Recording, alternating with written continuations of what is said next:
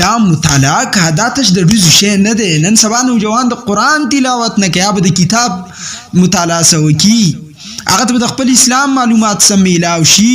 هغه وایي چې څه دي سوشل میډیا ده، بس سوشل میډیا کې چېرته اسلام پالو کوي، سوشل میډیا کې ټول ډم ډونګ دی، ډم ډونګ.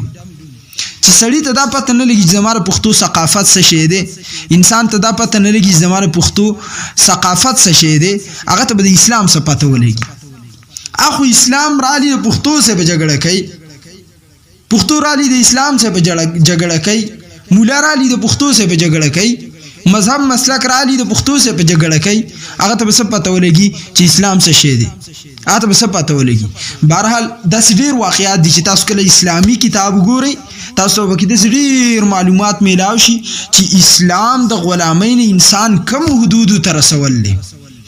ان تر دې عمر فاروق رضی الله تعالی عنہ هغه والی جوړ کو، یو کس چا ورته ویل د غلام دی، عمر ویل قرآن ورته ډېر یاد دی. د عمر په دور کې چې څومره د اسلام سره مناسبت راغلی، که غلام دی هغه ته هم غټه درجه ورکړله. بل دا یاد ساتئ چې دا غلامۍ مسله اسلام کې نه ده، دا د مخکې نه را روانه ده، او غلامي یو غیب عرفي دی. غیب عرفي به تاسو څنګه پیژنئ؟ که سوچ وکئ یو غیب شرعي لکه زنا په معاشره کې غیب عرفي دی، دی وجه نه د انبیاو په بیبیانو کې کافر راغله، دا غیب شرعي دی.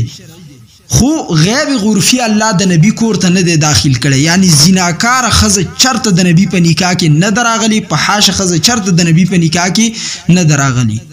دغه شان غلامي یو غیب عرفي دی، دا غیب شرعي نه دی.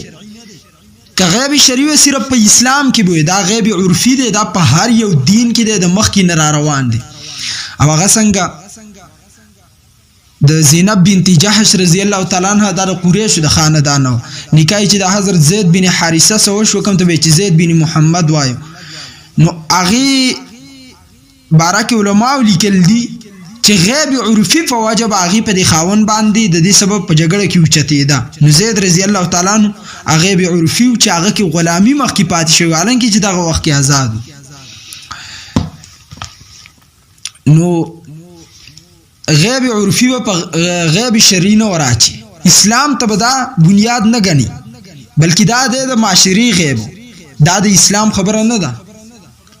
خو تاسو یو مسله کې دلته تمزین کولاو کوي، ډیر خلک دسی چې هغه غیب عرفي رالی د معاشري غیب عرفي او هغه په اسلام ورتین کوي. مثال به تور باندې یو کس وای